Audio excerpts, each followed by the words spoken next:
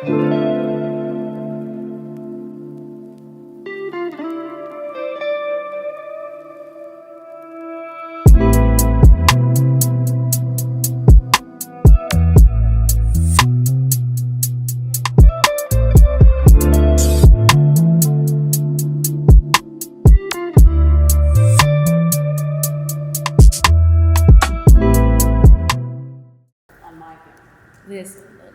fine. Am I doing too much? Like, no, this is fine. This is fine. Put that with us. Okay, cool. That works. Oh, you want this one? Interior design by Bianca. No, literally, yeah. Hire me. Yeah. Welcome to another episode of From Within. Today we're joined by Bianca. I thought you was someone throwing the camera. No, that's why I stopped.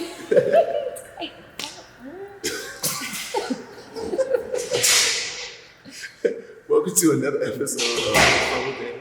Today we're joined by Bianca. So first of all, ma'am, can you tell us about your upbringing at Hampton? You're a musician, so can you tell us what got you started in music? So actually, a lot of people in my family do music. My grandmother used to sing, my uncles and things like that. They were in a band. My mom sang. Never really took it serious other than like my aunt. And so, my grandmother. Anyway, moving forward.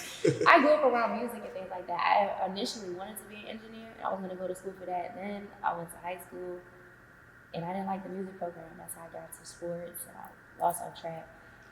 Came to college, wasn't really feeling it. And I ended up in a studio with like some friends that I ran into.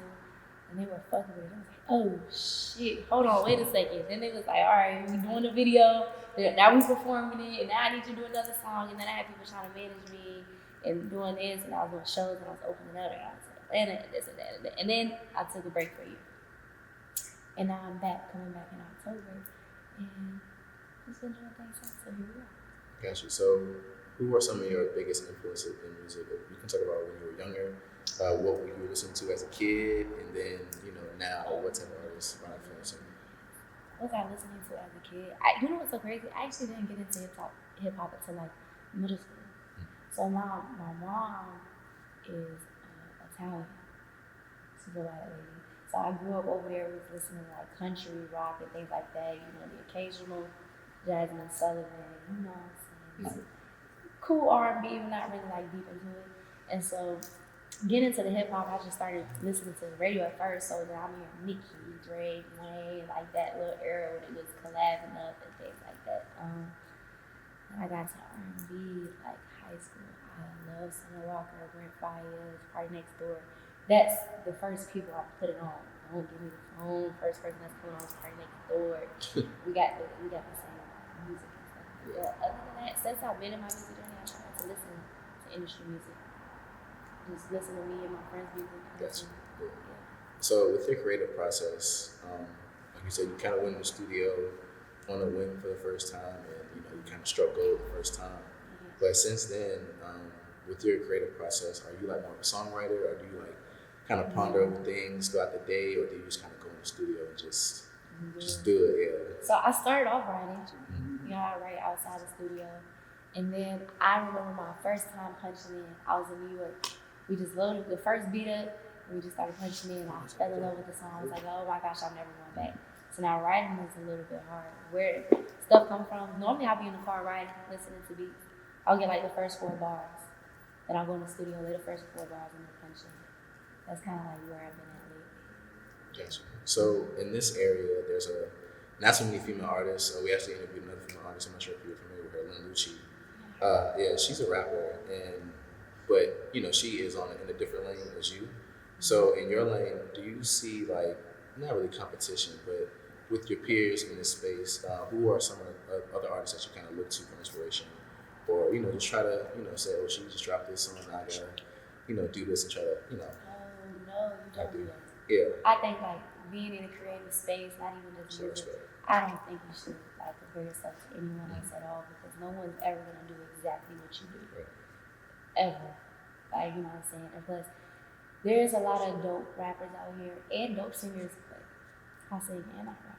Right. So again, that's my own lane altogether. So I try not to even know. Yeah. So you mentioned you took a year off. What led to you taking that time off? Not getting into details, really had like just traumatic happened to me. And after that event, I realized like I'm not me. I'm not making music for me. I'm not dressing for me. I'm not doing things for me. I'm not talking like me. Like who am I? Like I was 19 years old, and I was like, who am I? And so I just took that year off to just heal, do my self work, dive more into my spirituality, and who I want to be. Gotcha. So now, you're an older adult. You kind of have a better idea of who you are.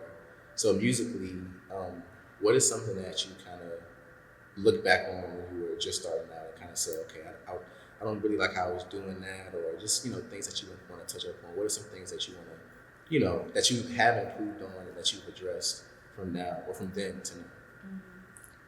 Improving.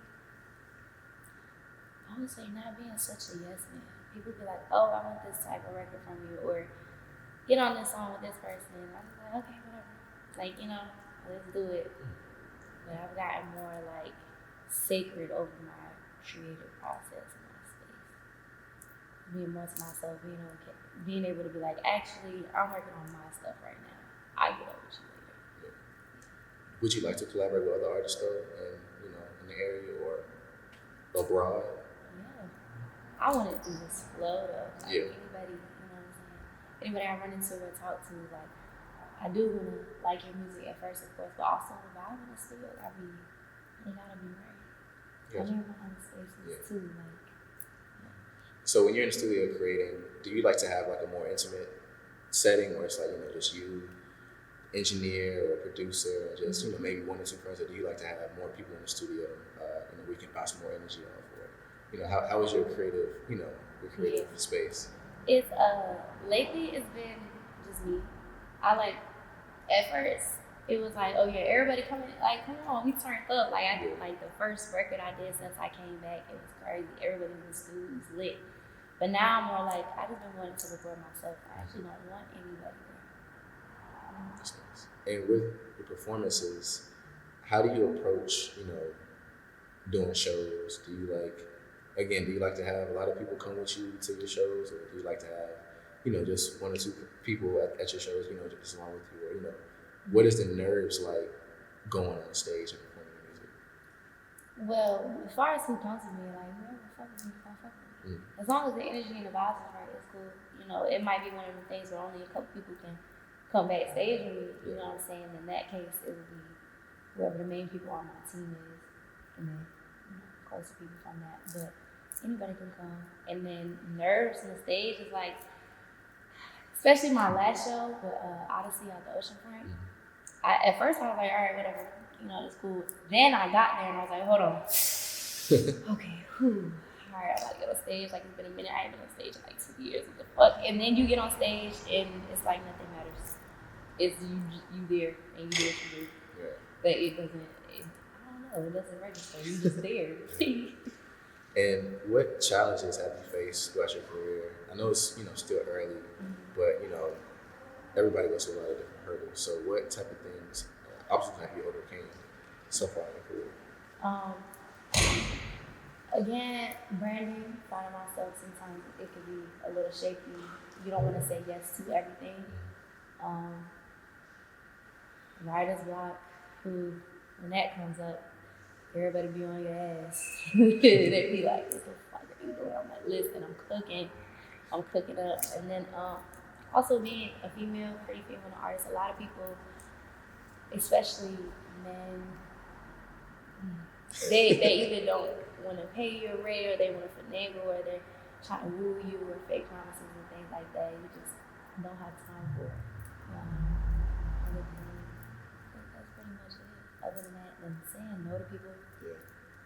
You don't want to ever feel like, you would be like, oh, you're too good or something. I'm like, no, actually, I'm just in my own little creative bubble right now. But that's it. Yeah.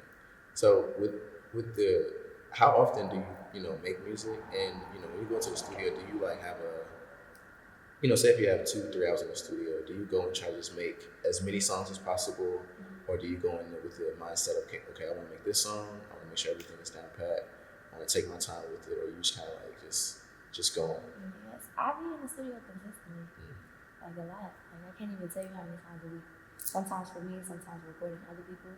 But it depends on the vibe. Honestly, sometimes it'll be like, okay, maybe I did a couple bars of the song, and I'm not really feeling no more next. And then other times it's like, yo, I'm really feeling this.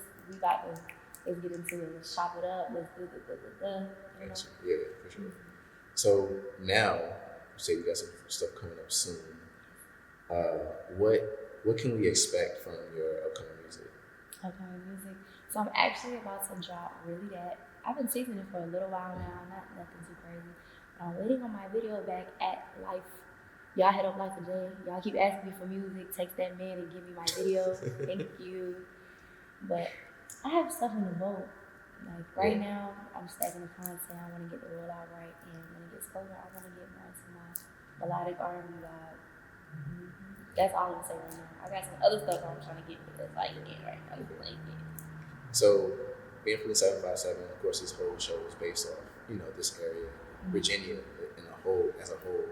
So, what sense of pride do you have being from this area, still being in this area, making music, and being amongst this community, this creative community with all these different artists? So, what is your sense of pride being from this area?